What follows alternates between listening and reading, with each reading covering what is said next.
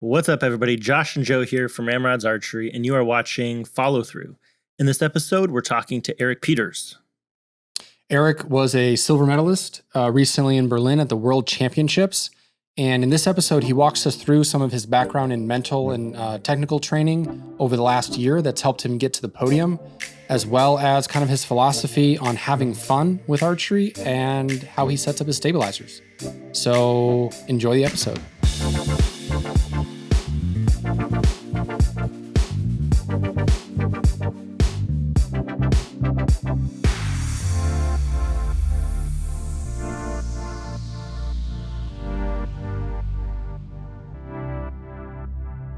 One of the first questions I wanted to ask is, has there been anything different or unique about this year where you feel like your performance has really been peaking and that led to you being in a position to crush it at the World Championships? A little bit. I think it's mostly that I don't think I've been shooting particularly better. Year over year, you're getting a little bit better. You keep training hard. But no, I don't think I've been particularly better, but everything around me has been a lot better in the last year or so. There's been a lot of difficulties over the last few years, personally and otherwise. So just not having all of that, and things kind of just being a little more even, a little more streamlined. This is the first year I'm out of university, so I'm done school now, so I can commit a little bit. It's already doing a lot of work, but school, takes some time away. So just having all of that and being able to be fully there 100%, minus a little bit of part-time work, is probably the biggest contributor there for me. Kind of comes down to just being able to put more of your full attention and focus on shooting, less distractions and other stuff that takes away our finite resource of focus that we have for each day. Yeah, absolutely. You're pretty much just that. And all the, personal things make things difficult sometimes. So not having all of those problems has helped a lot. And not having a pandemic shutting everything down as well. Sure. I wonder if that's also true for a lot of other athletes on the World Cup circuit, if they're starting to hit their groove again after the pandemic. And obviously we had a full season was even 2021 a full season? I'm not sure. A full, but like very compressed. That year we went to 3 World Cups and then sent a couple athletes to the Olympics and then World Championships later in that year. But with how travel restrictions worked for us, I was from April through July, I was at home a total of 12 days because we had to quarantine. And so we were quarantining and it's very, very difficult. Sure. Yeah. Yeah. And then last year was a full year kind of back to normal, but then I had some personal things happen, unfortunately. So that made that year difficult. So it's kind of getting back to the swing of things. 2019 was a pretty good year for me. Kind of my first year shooting on the international scene, but then that sort of break and then a whole bunch of things happened, kind of delayed my return. That's interesting for me to think about in this context now. And I'm sure a lot of, again, other athletes can relate to that, of even though you're pretty much training as much as possible or as much as reasonable through that entire 4-year period, there's a lot of momentum that can get built up when things are either chaotic or not going well, or are more settled, more in line with how you like to have your routine and live your life and training, and then have that build back up again, even though the commitment is pretty much the same across the board.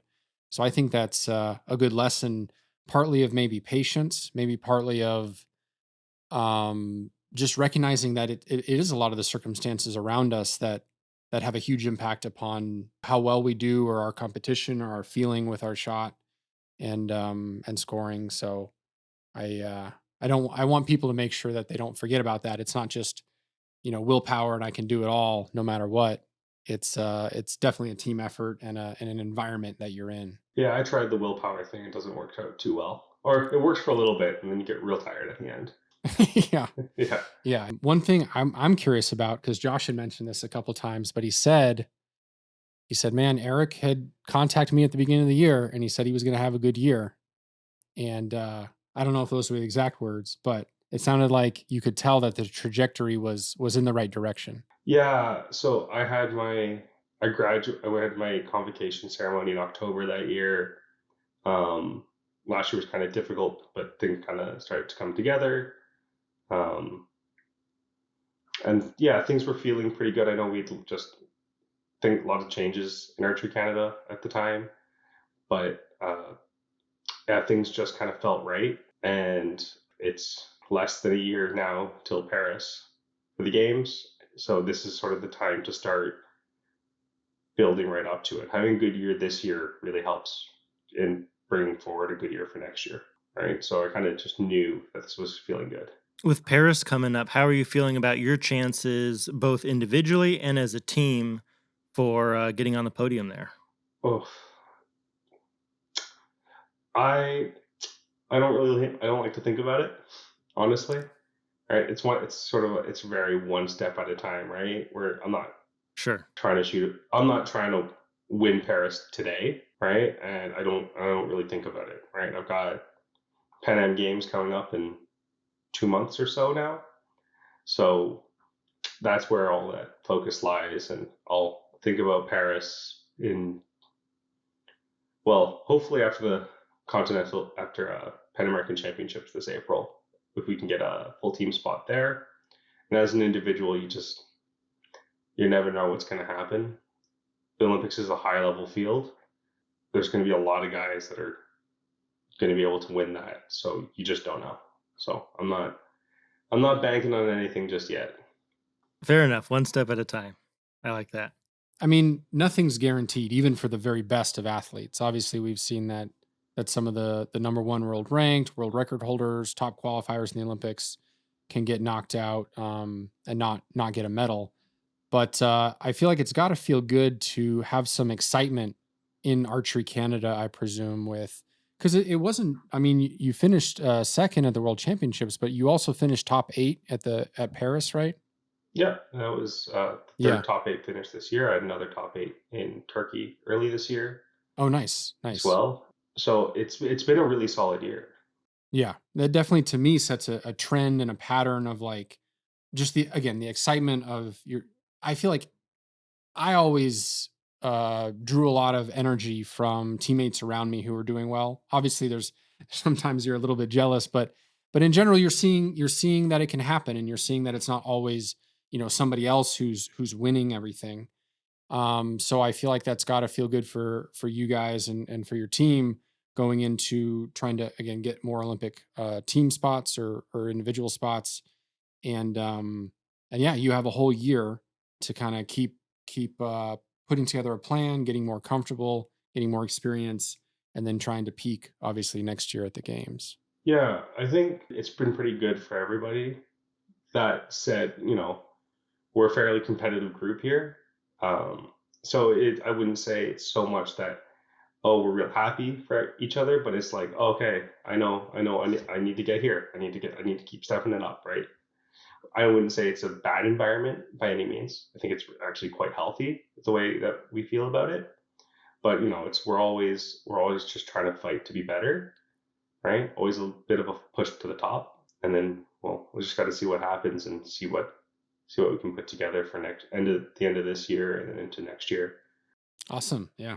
Now, if you can take us back in time a little bit before you went to World Championships this year, was there anything you were doing in your preparation that you feel like really helped set you up for success a little bit better? Were there any like real strong strategy? It's the same strategy for everyone I go to, and sometimes it works and sometimes it doesn't, and that's just kind of the reality of sport. You know, sometimes there's nothing you can do about it and you're just not going to win. But I think, we're just going in and like really thinking about sort of, I work with my mental performance coach who you might have seen on stage there with me. He and I had been talking a lot about setting expectations very intentionally while still being something we can control, something that I can sort of feel good about, and nothing that's going to sort of take over my head, right? So just a very deliberate plan over the couple of weeks leading up to it. That, every time, journaling. I'm talking to Joe there. writing down what I think can happen, what might happen at the event, and just sort of being ready for everything. So if something does happen, right, I've either have a plan, or it's like, okay, this is happening now. That's fine. We're not too worried about it. I knew this could happen, and we're just going to keep rolling. So just setting those sort of expectations, never being too surprised by anything that happens, and just being able to roll with it and just keep going, because once it's out of your fingers, it's gone. So you just got to keep rolling with it. So really just setting a game plan for these are all the like most likely scenarios. Here's a couple things that are like less likely but are a possibility. I'm planning for how I'm going to emotionally and strategically react to all of those and come out with the best performance I can given that outcome. I wouldn't even say it's that in depth. It's sort of just acknowledging that these are things that could happen, and that is okay. I have enough years and enough arrows behind a bow that I can deal with all these things. I just need to not be surprised. I mean, everyone needs to a little bit, but I don't need to like very much in depth be like, okay, it's raining, so what exactly am I doing? This is the step-by-step process. That's too much thinking. You're just shooting arrows. It's really that simple. So if just being, okay, it's raining now. All right, I knew this could happen. That's totally fine. And then just keep shooting. And it's really just as simple as just acknowledging it. Just being aware, just acknowledging it and moving on. It's sort of the standard, mindfulness meditation thing, acknowledge the thought and just let it go. Acknowledge the thought, just let it go. But you can apply that everywhere, right? You can apply that to the physical sensations or whatever you want to do with it. It's not going to necessarily be that simple for everybody. Maybe it's going to be simpler for somebody else. But at least for me, that's kind of just getting myself out of my head is kind of really what does it. So would you say that in the past, like last year or years prior, that you feel like that that mindfulness or that acknowledgement of feelings and possibilities wasn't as in place, and that it affected didn't necessarily affect you negatively maybe, but it affected you in ways that you would not prefer, as far as comfort, as far as uh again being in the present. How else would you describe the what you were feeling earlier before, I guess, this year with this new kind of approach? It was very similar, right? It was very much acknowledge it, and like this could happen and we're just going to acknowledge it. But to me at that point it was, and then I'm just going to tough it out. I'm going to tough it out. I'm going to tough it out. And that takes so much energy from you to think about just pushing through it rather than just letting go and just being okay and just taking all that extra energy out of you. And because you're toughing it out, you're never letting it go. So it's still in your head and you're still thinking about it. You're still trying to deal with it rather than just accepting it. So it's a very slight shift from pushing through to just accepting. They they feel fairly similar, and a lot of people, especially some younger archers that I've spent some time with, they want to push through and they want to fight. They want to fight really hard and they want to do it. And they want to succeed despite wind, rain, injury, what have you. They just want to push through and they want to be really tough and they want to be really hard, and they can do it. And it just takes so much energy to do that. And sometimes it is just let it go, and that it's totally just fine. You don't have to worry about it too much. Yeah. Because I think that's the hardest lesson for a lot of guys to learn. It's not that serious. I mean, number one, I think we're training hard.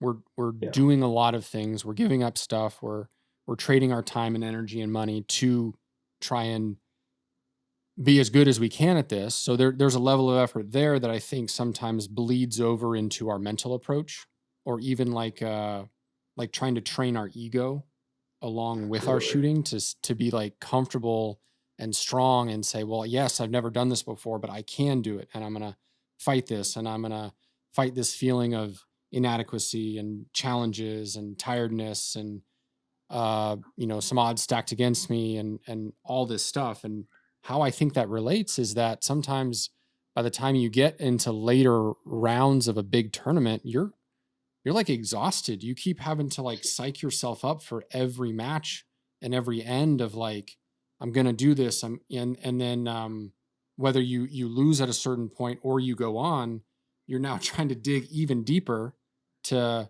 fight all this stuff. Not always fight, but just try and like again push yourself actively, mentally Yes. push yourself so that your body can kind of follow it. Whereas it sounds like what you're saying is that, like you said, it's exhausting and it takes away a lot of effort, ability, energy away from the present and the task at hand of how do I allow myself to just shoot these arrows the way I know how and the way I trust that I want to. But yeah, so I don't know if you have any thoughts on how that relates, Josh. Just sounds like a general idea of go with the flow and don't put more pressure on, or almost don't put too much meaning on stuff that's not really that meaningful. Just kind of Yeah. let it go and accept it and move on. And to me, that it sounds like a little more of like a chill vibe of how you're approaching shooting, and probably Absolutely. I could imagine would help a lot of people not overdo the amount of effort it takes to just shoot the arrows. But at the Yeah. same time, not that you're shutting everything out and it doesn't exist, because that almost takes a lot of effort too. You're kind of letting things flow through you and then be gone, and then you're just doing your thing the whole time. Yeah, absolutely. I've had our current coach that's working with us, Ron, has kind of said, this is the most serious, unserious thing we ever do, right? It's true. I like that acknowledgement because, yeah, Josh and I have talked a lot about the serious undertones of archery, be it with some major brands, be it with how we think about going, training for the Olympics and saying, "Oh, I'm taking archery seriously now," No. and how we initially think of that as like a little bit of a pat ourselves on the back of like we're committed to something, which I think in that context there's a good connotation, but I think the negative connotation is now that we think, oh, this is a trade off, like a transactional relationship. Like I'm going to give a lot to archery and I expect to get a lot out of it.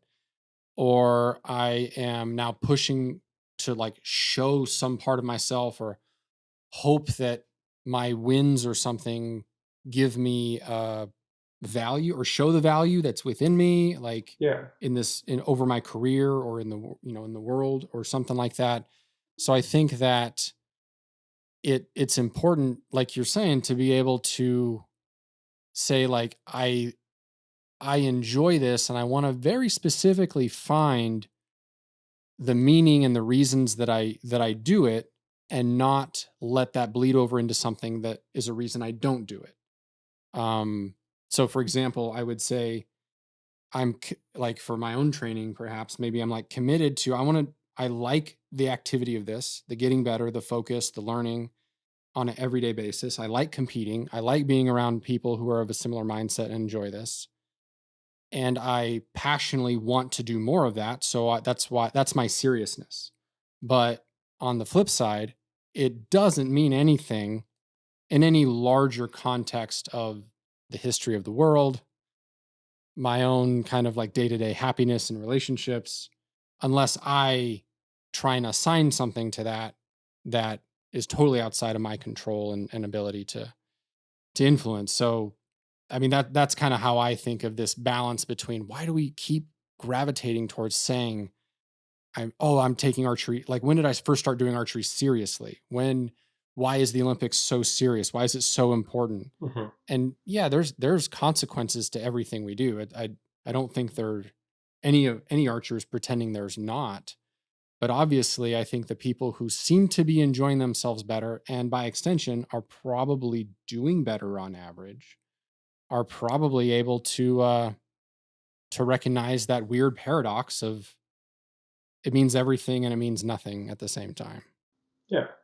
And this is also supposed to be fun. a lot of people take serious to mean not fun. If you're doing this and you're not having fun, why are you here? It's not worth it. At least personally, I don't think it's worth it to beat yourself up and take something so seriously and be so hard on yourself and not have any fun just to show that you can do something.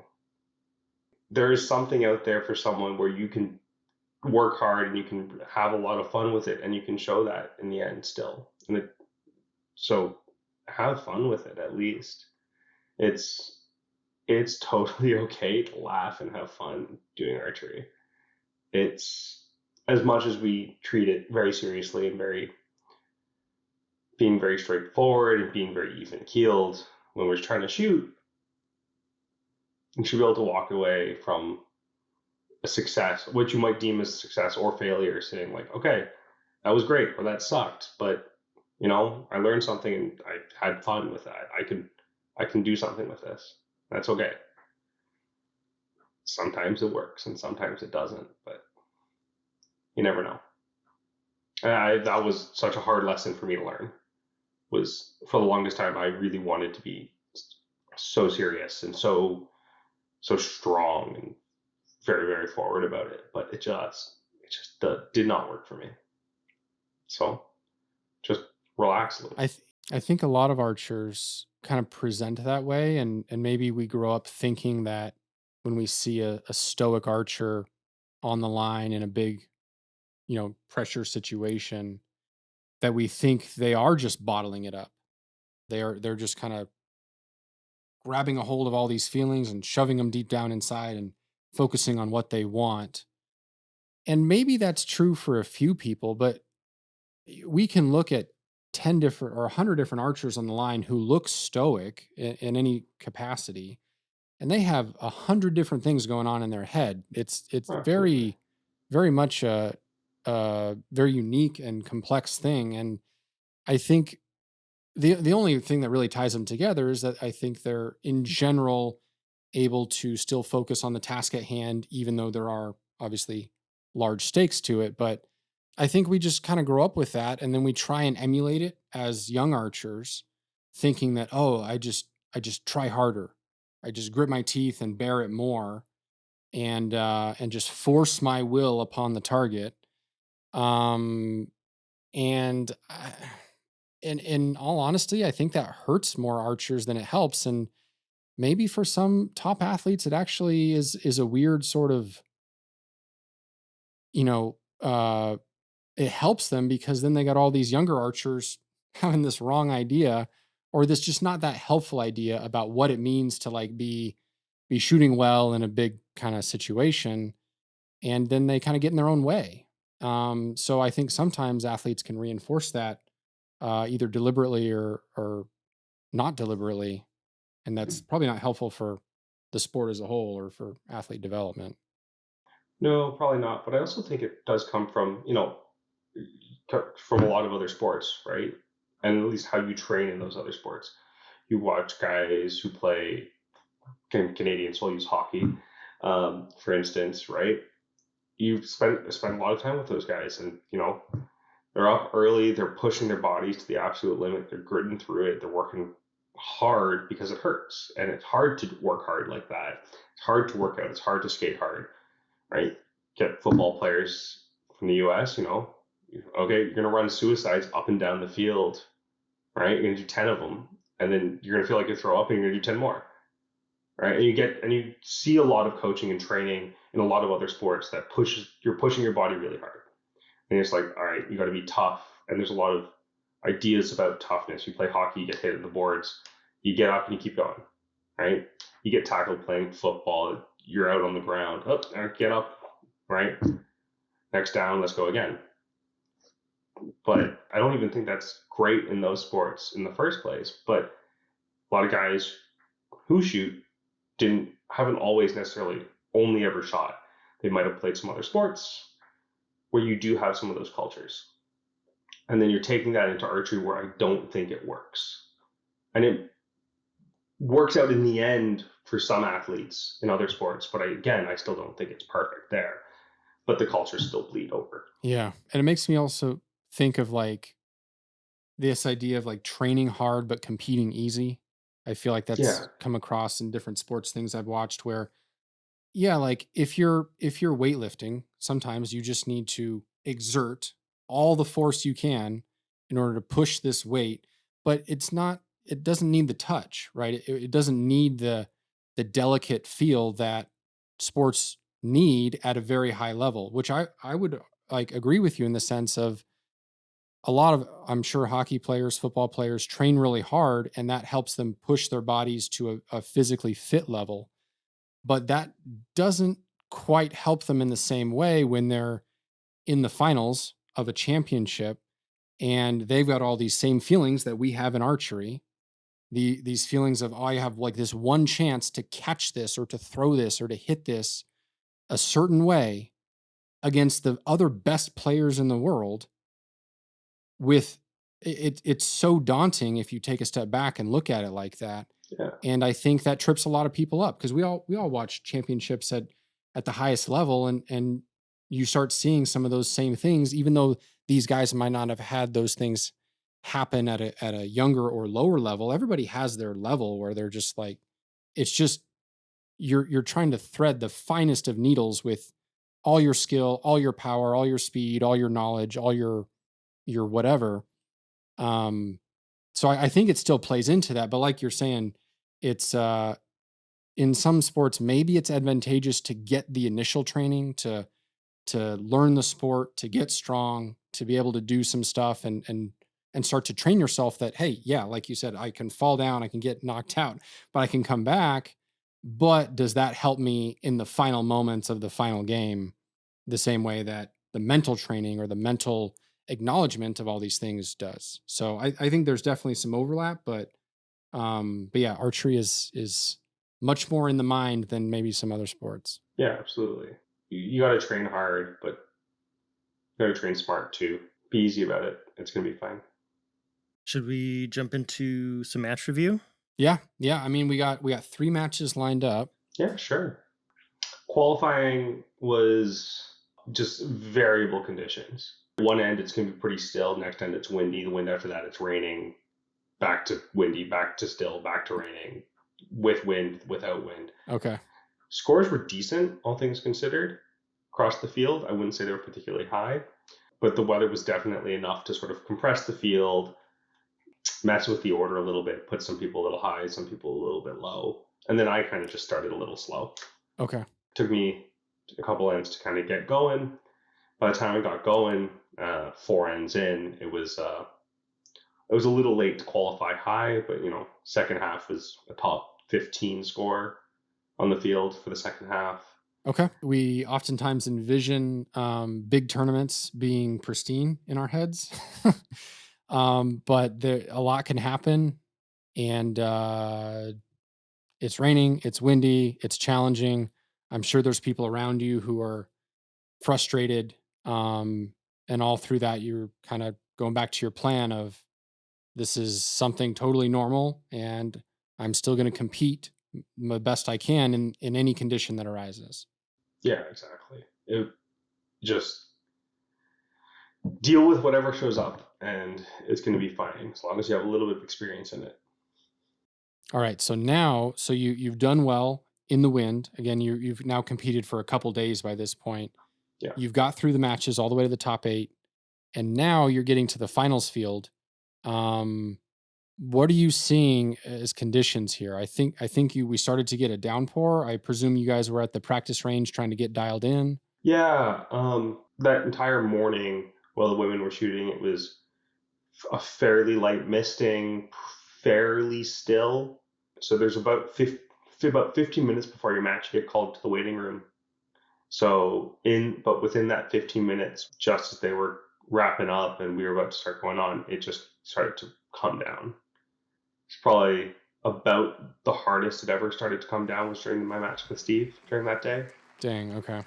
It was fairly straightforward though. I wouldn't say it was particularly windy left, right, headwind, tailwind, Mm-hmm. but it was coming down really, really hard. Just an absolute downpour. And again, the major point here too is that you guys had already walked off the practice range in very different conditions. and now you're stepping up to the venue here with just heavy rain. Yeah, absolutely. All right, so it's gonna get a little crazy. I'm sure you guys are gonna try to adjust quickly here. This is probably the hardest match. This quarterfinal match is probably the hardest match you're going to shoot in any tournament. You make it through quarters, you're guaranteed at least 2 more. Mm-hmm. So this is the one that matters. This is the last match before you at least guarantee yourself 2 more matches. So all you got to do here is try and make it through. Yeah. So any strategies for keeping equipment dry or maintained better, or protecting your finger tab or things like that you try to follow when it's real rainy during competition? Yeah, I shoot a field quiver, and I have a release pouch on my quiver to store my tab in. I tend to try and waterproof the actual pouch, just with a waterproofing spray, but then also just keep the tab in the bag as much as possible. Just put it in there, close it up, try to keep it as dry as possible. It's not going to stay dry no matter what you do, but it can at least make it a little bit more bearable. You can kind of see the rain just really starting to come down right about now, right as we're going to start shooting. But other than that, just dry your equipment afterwards and see what's going to happen. So one thing I think along those same lines that I kind of think of when I think of strategy in the rain is just slow down the changes. Even if it all gets wet, if it's a slower evolution, you have more of a chance to adjust, less surprises going to happen when you shoot an arrow. And that can mean a whole lot of difference in total amount of points scored or lost. Yeah. So yeah, it's you can't prevent everything, but if you take good care of things, it will make it a little easier. Yeah, and it really does. I also don't like shooting, so you can see, I think Steve is still shooting the shrewd scope with the lens in it and a dot. Mm-hmm. I used to shoot that exact setup, but Tokyo test event, he looks like the lens still. Used to shoot that setup, but I couldn't deal with it in the rain. It just puts up too many dots. I just struggle with aiming. So shooting Excel scope with just the fiber pin, rain doesn't get on anywhere, doesn't get in the way. And then our first end here is pretty low. He's coming right off that practice field with no rain, and this amount of rain, and we're dropping really quite low. I didn't move my sight at all in prep for the rain. I kind of just aimed off and hoped for the best. How high were you having to aim to kind of keep those in the gold? That first arrow I shot, I was aiming 7.5 straight high, 12 o'clock. Okay. And after that, 6 ring, high 7. That first shot was a little slow coming off the fingers and wasn't great, so it was going to be a little low in the first place. But after that, just aiming high 7 for myself. Kind of know I've shot in similar weather before at home. Kind of knew what I was getting into with the weather. So it was just bank on it. But the second end here, I'm wet. Finger tab, you do as much as you can, it's going to stay wet. You can see the water kind of just dripping off my hat. There's only so much we can do here.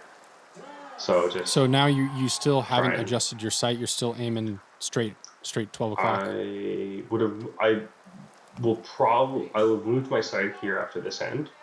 I'm going to move it left just to compensate, because I'm not quite getting it in the middle. I'm still shooting left. Ended up shooting left pretty much all day. Didn't quite catch on in time. But no, I didn't substantially move my sight more than maybe a half turn over the entire day. Okay. I'm much more comfortable aiming off, and then I kind of felt with the changing conditions of the rain, it was more reliable to aim off and make the adjustments on the fly like that than it was going to be to just try to move my sight in reaction. 20-second clock, right, between arrows. Your opponent's rarely ever going to take a whole 20 seconds to shoot. You don't really have it to have the time to move your sight like that. So I find it just much more reliable. Just easy to get turned around with so much adjustment and forget where you were at or forget where your sight mark was in the dry. So at least if you kind of keep consistent, you have a point of reference that you can kind of move back to as conditions change. Exactly. So with all this going on, all of this this weather challenge, does it feel like a normal match? Does it feel like it's a bit nervous, or is it more like you all are just so focused on like what you need to do to even keep the arrows close that it's more of just almost a battle against the weather? It's very much, yeah, it's definitely more of a battle against the weather here. I was feeling kind of nervous, a little anxious coming into it, but you can get on the stage and it's just you and the target. You're just going to shoot arrows. You're just going to see what you can do, and just deal with. And yeah, with this kind of weather, you're dealing with that more than you're dealing with trying to shoot in the middle against the other person, which is better all in all. But just generally speaking, we're competing in parallel, not against your opponent in archery. So you're just going to do whatever you can do to put them in the middle, and they're going to do whatever they can do to put them in the middle, and then you get compared at the end. But there's nothing I can do to affect the other archer. The only things I can do for myself. So just going to shoot arrows and just kind of see what happens. By this point, I'm catching on that I'm a little low and still a little left. So okay. Yeah, and a lot of emotion. Good reaction there. Well, whatever. I'm definitely a little bit more emotional, so I find just healthy ways to channel it is usually better for me if I can help it. So roll my eyes, have a laugh. It's gonna happen. In this kind of weather, you're gonna shoot eights. At least I'm gonna shoot eights. But I'll also find the middle here and there as well. Yeah, it's challenging. I mean, it seems like, again, that's not easy. Even on the best days, top archers, are working to get him in the middle. But this is a lot to ask of anybody to just step out there and keep him in the gold all the time. Yeah, absolutely. This is probably about as bad as the rain gets, though, for all day. The rest of the matches, it gets wet certainly, but it doesn't stay quite this bad, fortunately. Mm-hmm. So in this weather, though, the grips, I'm shooting the stock grip on the bow. It has this lightly rubberized coating, but even in this condition, I just find I can dry the grip and dry my hand as much as I want, but it's just never going to stay dry. It kind of just get your hand in there. If you have to use grip tape, honestly, but if you're not using grip tape, just get your hand in there in a way that it's not going to slide out on you. Scary enough as is, makes it hard enough to get through the clicker. Yeah, it's definitely an experience. And speaking to the kind of show of emotions too, I think for a long time as an athlete, I tried to not show anything, which maybe helped me sometimes, but also like you're kind of denying yourself the ability to kind of experience, be present a little bit and show some emotion. And I think it's good for people to watch. Like it's more interesting, I think, as a spectator. I'm not asking for people to be like all over the place, but you want a little bit of insight into their personality, into what they're thinking and going through. And I appreciate being able to, like with World Archery, filming all of this stuff and in good detail, being able to kind of see what people are going through and feel that connection with the athlete. Yeah, and there's value in not showing too much emotion. 10 to win here. This was a little scary. Clipped the line though. Very happy to see it. But was ready. It's just delayed reaction. I saw. Sorry, about the emotion thing very quickly. There's good amounts of emotion and bad amounts to emotion, right? If you're showing that you're upset and you're angry, someone else might be able to take advantage of that emotion to kind of push themselves forward, and they'll feel pretty good about it. So there's a level at which is okay, and there's a level that's going to be too much. But a little bit, I think, is always fine. But about that arrow there, I saw 2016 Olympics, Kuban-chan, I think it was, celebrating a little early. his Olympic gold. Was ready Yeah. to celebrate. Line call wasn't in, and had to shoot 2 more ends because he had to, put himself back together after thinking he had just won the Olympics. So kind of trying to delay my reaction there. Very excited, thought I had it, and it turns out I did. But if I jumped on it too early, it was gonna make that shoot off a lot harder if we got to it. Sure. Yeah, you want to know when the judge finally calls it, because in a certain mentality, like you said, being ready for anything, you have to be ready for the match to keep going. Like if they ever allow you to shoot more arrows or say you need to, you want to be prepped and ready to go and able to keep, not necessarily fighting. I don't know why I keep going back to that word sometimes, but keep pushing, keep competing, keep shooting your arrows. With some people are going to be able to recenter themselves very quickly, and they're going to be just fine. But you just don't want to get caught with your pants down, right? So just be sure first, and then celebrate. Yeah. Then it's fine. Just Sure. make sure. And on that last end too, you fought back from 4-2 down. Did you know going into that last arrow that a 10 could clinch it? I know some archers are aware of the score and the situation, and some not. On stage, it's kind of hard not to be aware. They're calling every arrow. It's going to be in the back of my head very mildly. I'll be like, okay, I know it's a 10 to win. I'm not really thinking about it when I'm trying to shoot the arrows. But I know once the numbers are called, it's like a just very quick calculation. Oh, all right. That's where we're at. And that's what I needed, or this is what I will need, or whatever.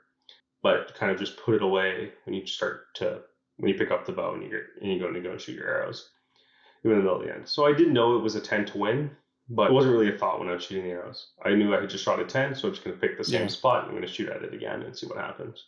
And do you have any advice or techniques that you use for when you're actually shooting to focus on shooting? Because I feel like that is a skill that I presume must be learned for most people, is not necessarily easy. It is such an easy skill to learn if you can commit to it.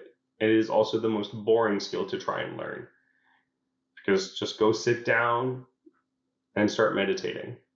Find a meditation app, honestly, to guide you through it if you're just starting. Those can be incredibly helpful, walk you through it, help keep you on track, and do your timing for you. But just meditate, because that's all that skill is. And once you've done enough meditation, you can start to apply it elsewhere. And that's kind of what happens here. You spend enough time meditating, you spend enough time doing those exercises, you'll be able to apply it when you actually need it. Okay.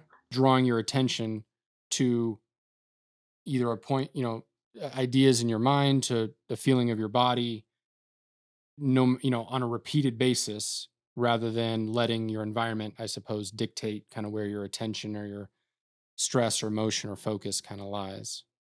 Just the ability to let go of a thought and just put it away. Not even or just let it pass. That's specifically the skill that you're trying to work here, rather than sort of a body awareness thing or something of that nature. But it is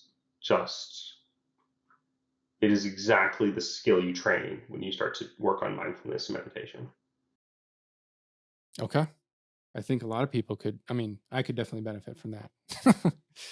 I feel like lately I've been all over the place with my attention. I think everyone, no matter what you're doing, can benefit from it. Yeah.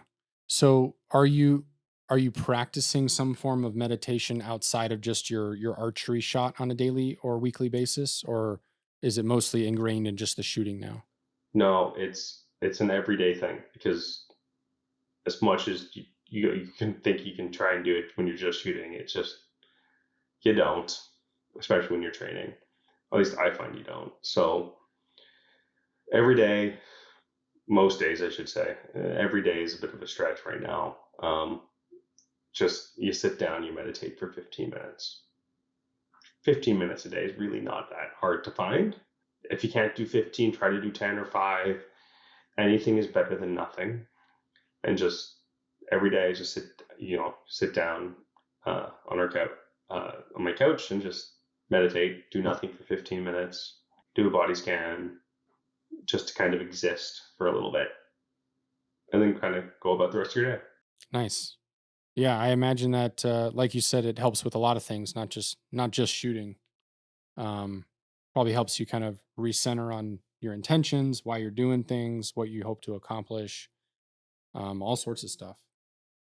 No, and this is just especially with I find with interacting with other people, right? Especially those if you're working, I do some part-time coaching, or I work at a bow shop a little bit here as well. Um, when you're working with customers, sometimes you just need to let things go and let things pass. And it is a Yeah. very useful skill with some more frustrating people if you're working in customer service. Sure. Yeah. All right. So what's different about this match, either with the conditions or your focus or your kind of where you see everything kind of setting up for you?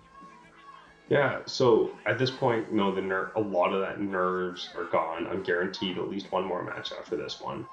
By this point, I also know I have an Olympic spot. We won Olympic spots for the country, so there's no more pressure there. Mete makes it through. So now it's just a matter of let's try and have the opportunity now, right? The spot on the podium is available, so let's see what happens. As for the weather, the rain's come down a little bit. So I'm not going to be aiming quite as high at this point. The wind, I kind of just never noticed. It's pretty much a straight headwind if there's any wind at all. So aimed way too high on that first arrow. But at this point, it's just a game of try and stay warm too, because I've now been wet and cold for half an hour. The waiting tent is warmer, but I wouldn't say warm. Yeah. So just dealing with it and trying to get as warm and as comfortable as you're going to get. You're not going to be dry, so it's trying to feel out the whole situation here and just shoot some more arrows. Now I was going to ask there's about only that good things earlier that can happen. because it's definitely, I mean, midsummer rain, but you're not exactly at the lowest of latitudes, and Yeah. being wet will draw a lot of that heat out of you. So even though it's middle of July, early August, Early August at this point, yeah. okay, yeah, so that's still chilly, and like you said, you're probably soaked all the way through, and this is going to pull out a lot of heat over time, and you got to keep that energy up and that movement up, I think, to Yeah. keep the blood flowing and keep the feeling good. Yeah, absolutely. And I normally wear a cotton undershirt underneath my clothes. So at least that is now soaked through and absorbing my body heat and not really letting it go that much. So at least I'm Okay. not doing too bad as far as as far as like torso heat is concerned. But my arms and my legs are now getting really cold. I can definitely feel my fingers are a little bit stiffer. It'll warm up after an end or so, but you can only do so much. Band work in the tent, try and stay dry, but no one at this point is going back to the practice range to practice between their matches. It's just not worth Yeah. getting extra wet. Kind of no point here, Yeah. Interesting. I hadn't thought about that. right? So everyone's kind of just waiting in the tent. Yeah, just the outside is miserable enough that it's not going to make me shoot better to go practice at this point. Yeah, pretty much. So, and at this point, we've all shot Nice enough group, though. arrows. Yeah. So that one was a little easier. I'm going to drop the next two after going up 4-0. I find 4-0 is the hardest one to win. I still find it really difficult, even if I'm really being conscious about it, to keep my foot on the gas like that and keep going for it. And yes, the weather's bad, and yes, Arif still continues to shoot fairly well, but it's still a harder position to win from, I find, for myself. If it was this end after this is going to be a little bit easier to work with, I find, and just try to shoot good arrows with. Interesting. Yeah. Yeah. There's a lot of different situations we find ourselves in, but I have a feeling that like there's got to be a lot of other archers too, though, who on the reverse side, feel like being down 4-0 is the hardest to like just turn it around or, get some points on the board or something. So it's just tricky. Sometimes people can feel more loose in situations. We've talked to people who I think once they're up to that, they're kind of building momentum throughout the match, and then they feel like once they get there, they're going even faster, even better timing when they get to that 4-point mark. But yeah, it's tricky, and I mean, whether it feels natural or not, it's work to try to be comfortable in every situation that you might find yourself. So it's normal that there's going to be something that you need to work on a little bit more than others. Yeah, and it's all mental for this, right? Just different situations, but nothing ever actually really changes that much. Letting yourself feel the same here is difficult, right? Yeah. Yeah, and then shoot a low one.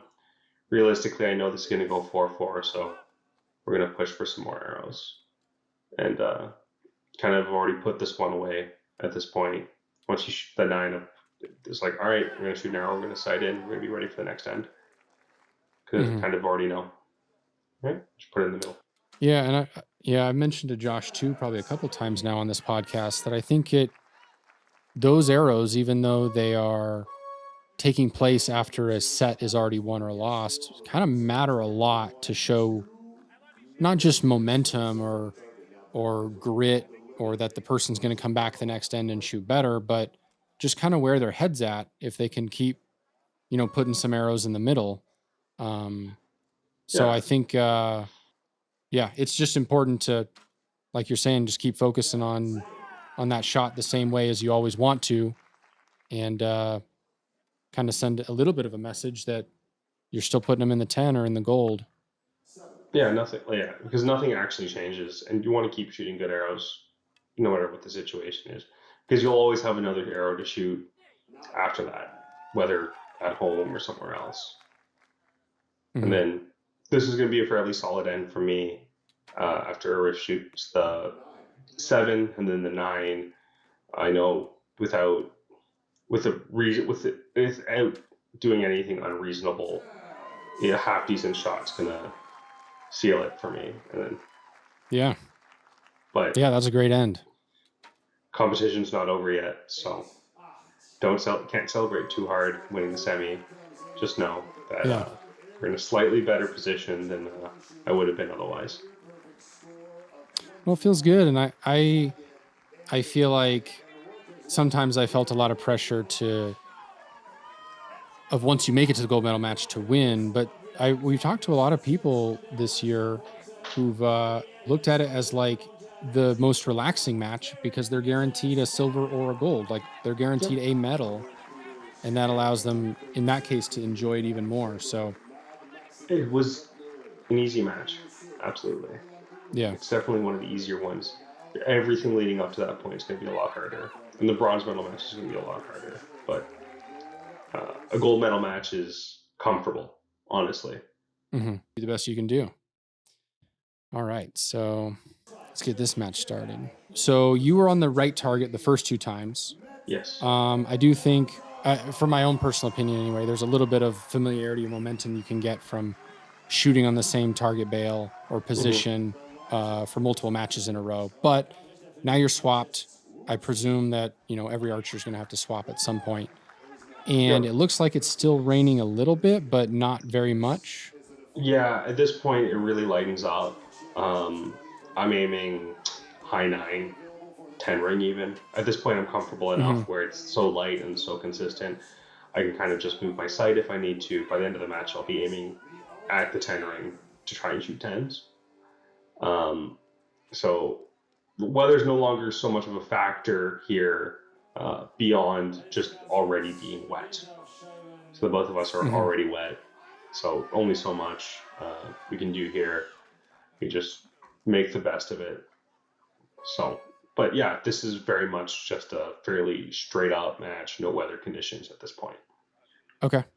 You mentioned a bit about how you were feeling. So does that still translate to this first end and these first arrows here? Yeah, I'm feeling good. I'm just like trying to, I'm already happy. happy with how this is going. There's nothing can kind of ruin my day. I say that, but we'll get to it in a minute. Nothing can really ruin my day. Everything feels really good. So I'm just gonna shoot arrows and try and. Well, again, presumably you shoot 10 matches. Not everybody wins all 10 of them necessarily. I mean, unless there's just a huge difference in the archer's skill. So Yeah. I mean, and yeah, anything can happen. It's a kind of a probability curve of trying to do your best and give yourself the best chance. Yeah, and like if we say Mete had a 10 ring sized group, we take the probability distribution plot and we plot it out onto the target. He's still going to shoot sevens. It will happen. It won't happen very often, but it will happen, right? If you plot it out, if you plot the cloud out, that probability is really low, but it does stretch out to a 7.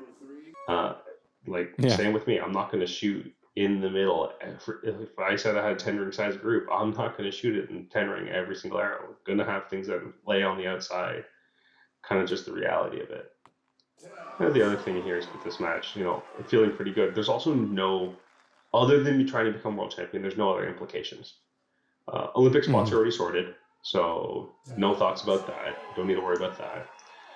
There's no bearing on World Cup from World Championships, so nothing to do with World Cup finals.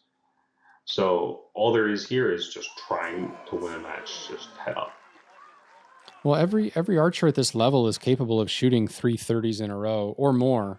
Like you said, the probability is not always there, but I mean, I was a little bit blown away too by watching Marie, and she just put together one of the, an amazing streak of taking it to 6-0 to a lot of archers. So that can always happen. And on Sunday she was 6-0 all the way through, I believe. So, and I think it worked it out. She shot something like a 9.67 arrow average for the entire event, which is pretty much as good as it's gonna get.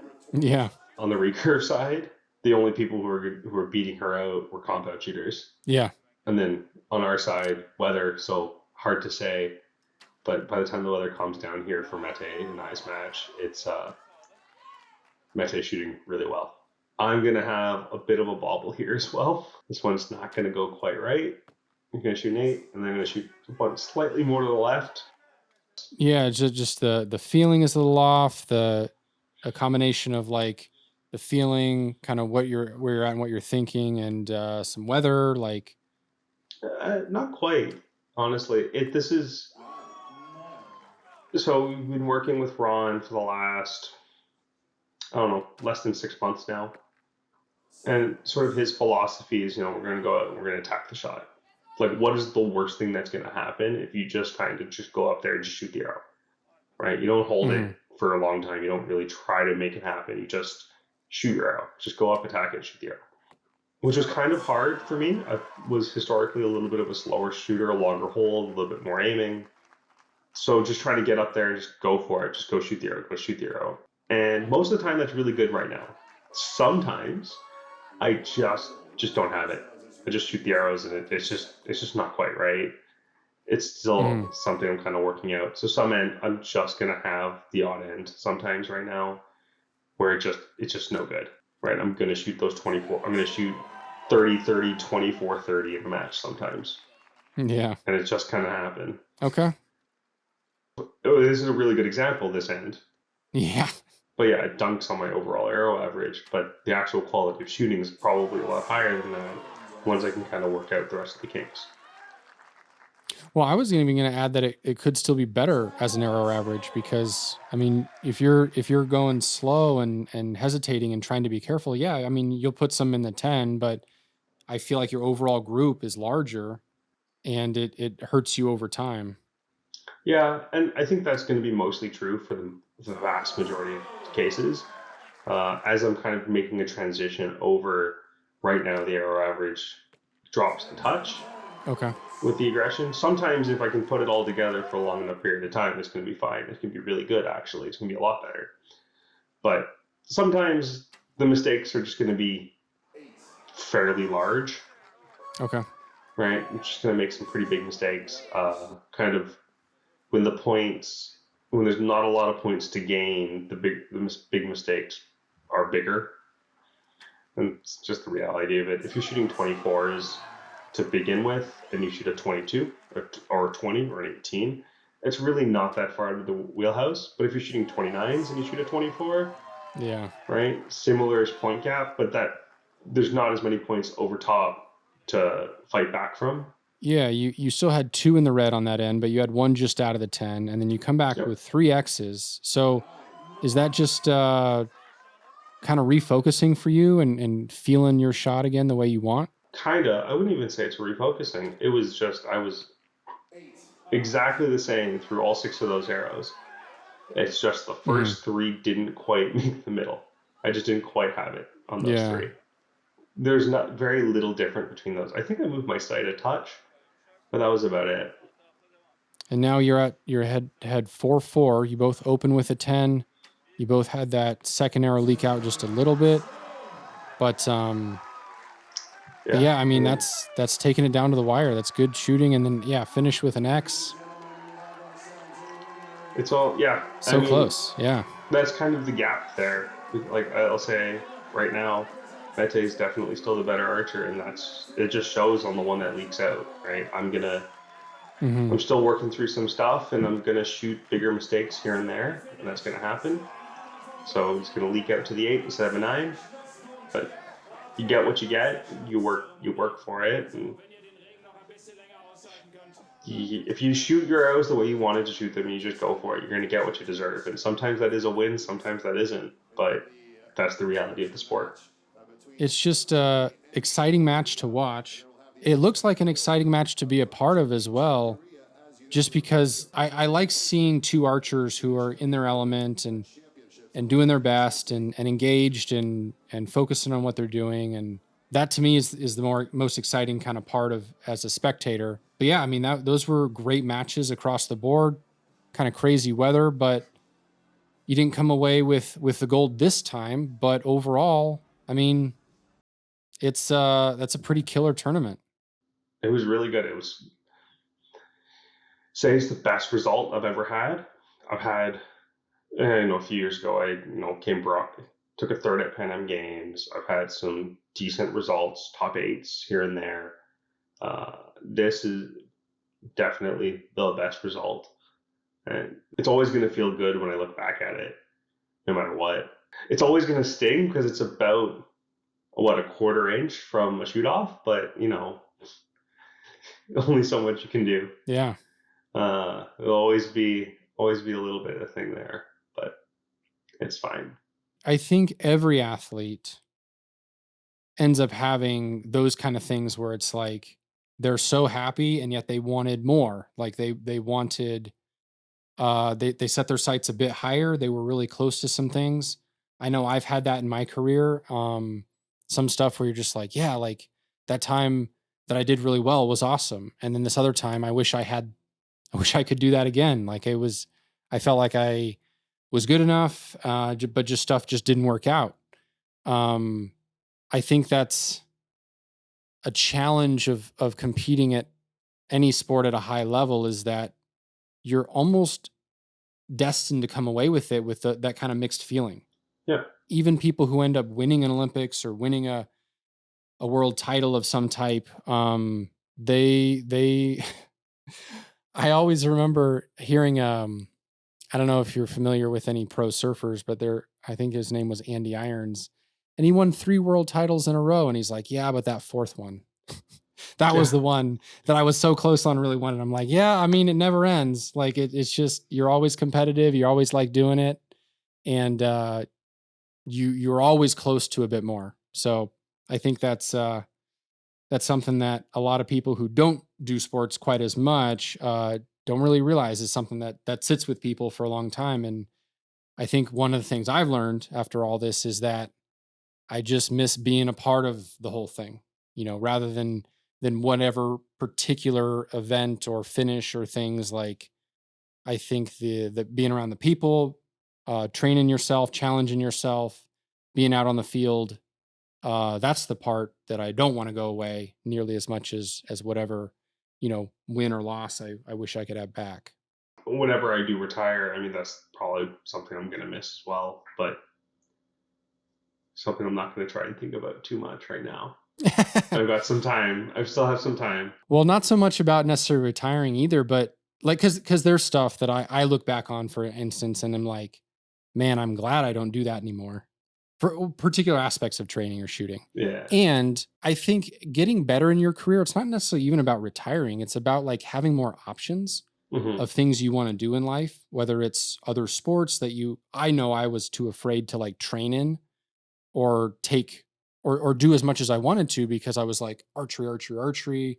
These are my goals. I can't risk that at all. So there's elements of that I feel way more empowered and healthy with.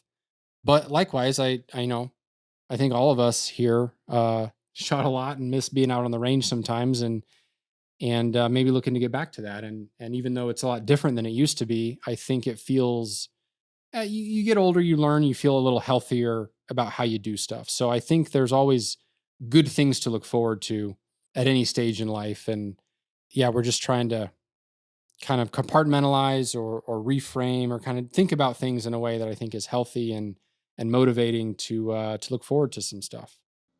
Yeah. I don't got anything to add to that one. We're not out. I mean, Josh is coaching at least once a week, but I'm not out on the range very much.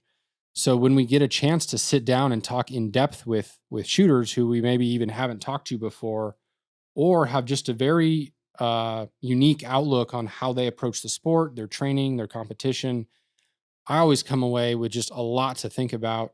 And I feel like a lot of our pro staff, a lot of our customers, a lot of archers in general, probably come away with some really valuable insights that they might not have otherwise gotten. So I personally really appreciate you sharing your time with us today, and talking with us through this exciting stuff, because we're all so knowledgeable and invested about archery, and it's exciting to talk about it.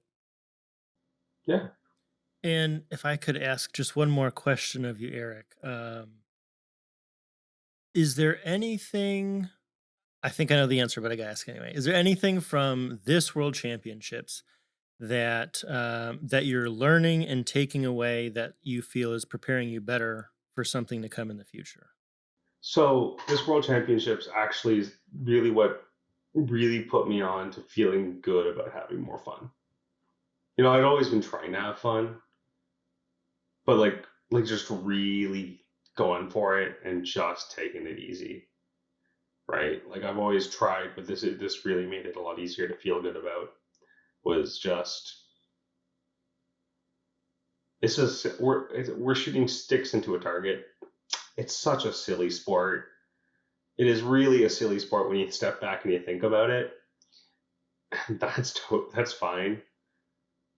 Let's just have some fun. It's not that serious. So that's really what I learned here. It's just like that's what's going to make me shoot well. If I want to shoot well, that's what's going to make me shoot well. If I want to shoot for a long time, that's what's going to make me shoot for a long time, right? It's just going to be having some fun with it. So no matter what, like that's like if you're in a sport, you should have fun. That's actually Excellent. something that's performance enhancing for once. Yeah. As much Yeah. as we don't talk about it all the time, but it is really performance enhancing. Well, yeah, I think sometimes we feel guilty about taking pleasure in something that a lot of other people, including ourselves, invest a lot in, and we do have expectations. But yeah, we feel guilty if we allow ourselves to just be a little blissful and playful and enjoy it. So we like try and shut that down sometimes, when in reality it is actually actively going to help you shoot better. Like you will, it is a win-win situation. If you have fun, you're going to get closer to your goals. It's hard to trust it because we pull ourselves away from that, but I think that's the truth of everything I've seen the last however many years. Absolutely. The trust is the hard part, but this result really, it makes it a lot easier to trust. Nice. For sure. Well, Yeah. definitely something to reinforce. And I did forget, I have one more question too. We always get our pro staff asking this, but I was curious, how do you set up your stabilizers? Basically, like what lengths, what angles, what weights? I'm shooting 27-inch vector for the long rod, shooting 15-inch vectors for the side rod. They're all the Steve Wijler editions with the tungsten dampening powder on the ends. Side rods are set at 35 degrees, and then I have no idea how many degrees I have it down. I have it set so that if I set my bow on the ground with the V-bar with stabilizers on, the riser should stand perfectly straight. Okay. If I put a level on the riser, it should stand perfectly straight. So it's just relative. It's a relative measurement. I don't remember how many degrees down that would actually be. Yeah. Shoot the 1-inch big stack. It's just one of the big stacks off the bow onto the edge V-bar, and then a quick disconnect out the front. Just convenient mostly. At World Championships, I was shooting 17 ounces on the front rod, plus what's in the end cap, plus an A-bomb for dampening, and then 11 ounces on each side rod with the A-bomb for dampening as well. I'm shooting the 27-inch rod because I'm shooting all steel. Well, I'm shooting one tungsten dampening weight and then a whole bunch of steel weights. That just adds a lot of length. But the 30-inch rod with, say, tungsten weights is not quite the right balance for me. I'm not very tall. A 30-inch rod is kind of just long for me at this point. So 27-inch rod, bunch of steel weights kind of gets it right. Overall, the bow's fairly hefty. I'm shooting my bow it's a 70-inch bow. I've got a 30-inch draw length, shooting around 53 pounds. I like to have a little bit of the extra mass. I've always shot, for the most part, I've shot a fairly heavy bow through my career. I just like the stability it provides me, setting them up with the 15-inch rods at 35 degrees with that much weight on the stack. Using all steel weights, they get fairly long. Mm-hmm. So with all that extra weight and all that extra length, everything sets out really wide. It doesn't really go anywhere. Okay. So hefty, short 1-inch extension with a stiff extension as well. Out, not too far, down a little ways.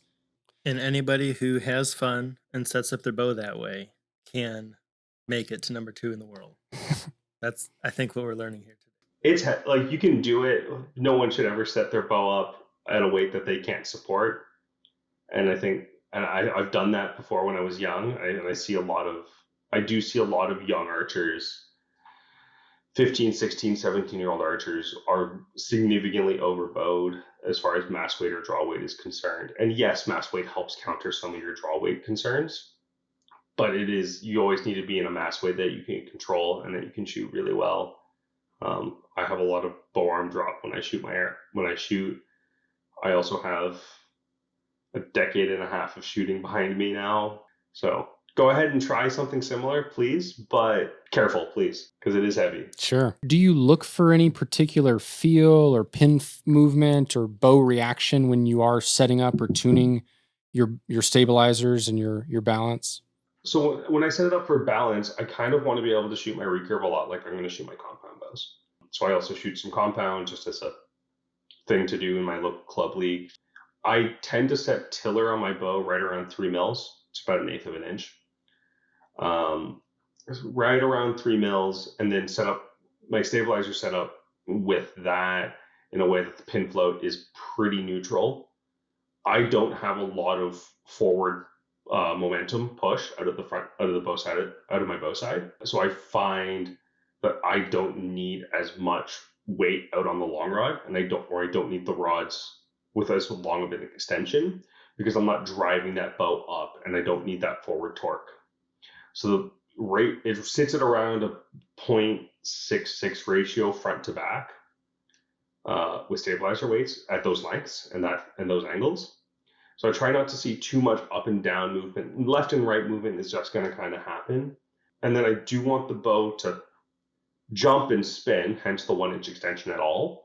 But I don't want that to be particularly aggressive, right? When I go to a 2-inch extension or I lift the V-bars out up on the side closer to a level flat, if you take a 45 by 0 setup on the V-bar, I find that is really aggressively pops forward straight and then flicks around. And my elbows and shoulders really don't like that, especially at the higher mass weights. It's fine on a light mass weight setup if you're shooting ultras with a 4-3-3 setup on a 3 or 4 inch extension, 40 degree V bar, 40 by 0 V bar. right? That's going to be great, right? Because that bow is going to pop and it's going to spin. I find that with the slightly longer holds, the more open stance, the slightly out of alignment rear shoulders compared to my front shoulder, that the wider, heavier setups stay more still because you're not pushing as aggressively into the bow. Where when you have a lot of that aggressive forward push, if you're really aggressively in a push-pull motion, you're gonna want to put, I find I want more weight out front, but I just don't do it that way. So it's a lot more neutral. Similar-ish to say if you take a look at Brady Ellison, for instance, right? Or it's a fairly even setup. But if you take a look at Steve's setup, for instance, he's a much more turned around, much more in line, much more aggressive front push. So that stabilizer is set up with that 2-inch big stack with similar length rods, I believe, and a similar amount of weight, but the V-bars don't sit as low. And that's to help induce some of that spin and give you more of that forward torque that you need to use to counter your aggressive front push. Same with Mete, for instance, longer extension, more weight out front, more aggressive front push, counters some of that torque that you're inducing by having a more aggressive push-pull, I find at least. Okay. Yeah, that's really helpful. Yeah. When I work with some archers with some stabilizer setup, at least with our junior group, we play around with things like that, depending on how aggressive that setup is and how they shoot. In a much more linear setup, like you'll see amongst the Koreans and a lot of the Asian countries, that's what I think personally why they shoot those more forward setups, is because it's so linear, it's so aggressively push-pull, very straight lines that you need a little bit more of that forward torque. Yeah, that's really interesting and good info. Yeah, Josh and I have talked, I'm sure, for hours about different theories of stabilization setup and why some people shoot really well with this and some people shoot really well with a very different type of setup. And that I feel like gives us a new color of stuff we can talk about this week for sure for theories. Like when I set up my compound bows, for instance, I pull fairly aggressively into the back wall of my bow. I'm shooting it at about 65% let off, but I pull much more aggressively, just being a recurve shooter. So I find I want more weight out that front because it's a much more compound bow. It's a rigid system. You can kind of pull yourself up off the target, the release side, right? So more weight out the front counters that extra weight you put into the back wall of your bow. Same idea, I think, with a lot of compound shooters that you're going to see that have more weight out the front than the back. They're much more aggressively pulling. They're also usually not much of a puncher, like Yosef and like a lot of the people who are more notorious for being a little bit more of a command shooter are shooting a more evenly balanced weight setup to let it float and let them pick a spot and go, right? And rather than being so aggressive into the back wall. And that's kind of like how I operate when I shoot the compounds as well. Yeah, that's a lot of good info. That was excellent. I appreciate all your thoughts, Eric. I enjoyed this one a lot, and I really appreciate your perspective on just the attitude towards shooting, because this is something that we're really going deep on and talking a lot about right now. And I feel like you clarified and confirmed and built on our current theories quite a bit. So that's awesome.